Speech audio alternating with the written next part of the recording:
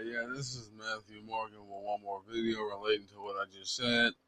For you parents that are Christians or bishops or pastors and all that, Jesus is trying to use your son or daughter's lifestyle decisions as a way to remind you. Don't forget at one point you were doing what they were doing now. If they're out in the streets getting in trouble, don't forget, at one point you were a troublemaker yourself, and to some odd, to this day, you still are. I forgave you and helped you get through your mess. I'm going to forgive them and help them get through theirs. Life lessons come at every hand. Just don't forget that. And also, if you're a pastor or a Christian or whatever, and your child ends up being gay or bisexual or lesbian or whatever, you say you follow Jesus.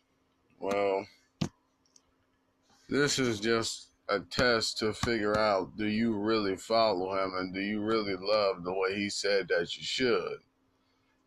And if you claim to love your family members, you'll love them despite what they do wrong or what you don't agree with.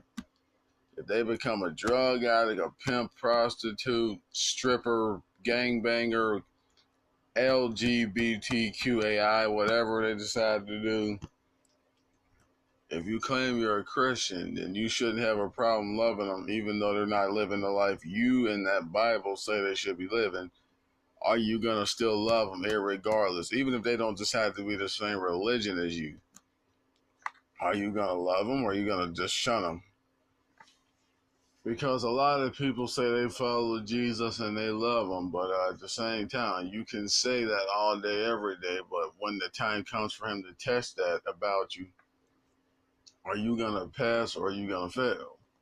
Because a lot of people sitting in these churches saying they love Jesus and they follow him, but when it comes time to get tested on it, you fail. And Jesus said, my love is, it's like, he said, my love has no limits. There's no cutoff point. There's not one person on the face of the earth who I don't love, see mercy on, and forgive. Nobody. I forgive always. I see mercy always. I understand always. But the people that follow me, do they? Do they walk or do they talk or do they just talk without walking? If you're a pastor and you preach this forgiveness stuff and this love and this mercy and this understanding, and Jesus allows you to have a gay child or a gangbanging child or a child that's hooked on drugs, even if your child decides to become Muslim, will that Jesus sense in you come out of you, and will you accept your child for what or whoever they decide to be? If your child's born blind, dumb, deaf, crippled, lame, with a skin disorder, talking kind of weird, doesn't look the most attractive, don't dress the nicest, has an odor problem, is kind of doing badly in life, will you still accept them and love them despite the fact that they're not what you want them to be? Will you do that?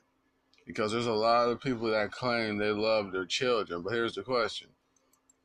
Do you only love them when they're succeeding to your expectations? Then you pretty much cast them to the side when they're failing, or do you love them when they're failing and when they're succeeding?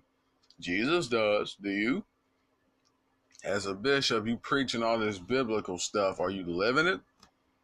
You claim God's love is forever. His mercy endure forever.